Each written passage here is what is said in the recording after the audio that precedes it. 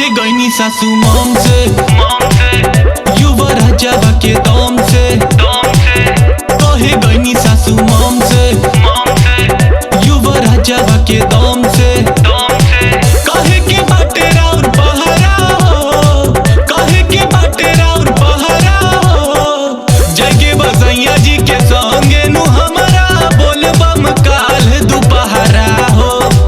जगे बसैया जी के संगे नु हमारा बोलबम काल दोपहरा हो।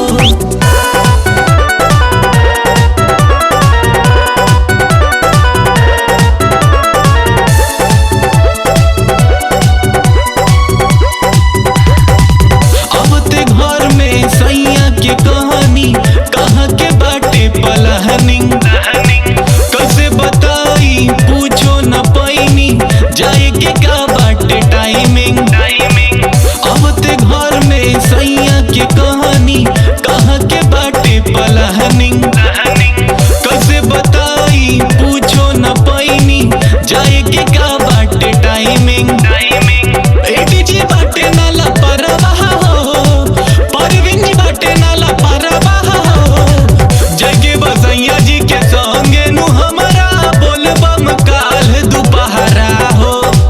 जगे बसैया जी के संगे नु हमारा बोलबम काल दोपहरा हो।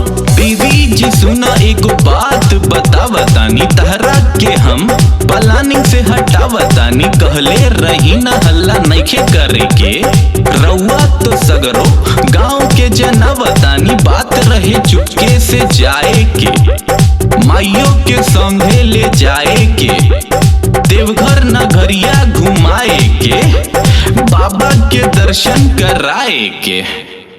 जगे बसैया जी के संगे नु हमारा बोलबम काल दोपहरा हो। जगे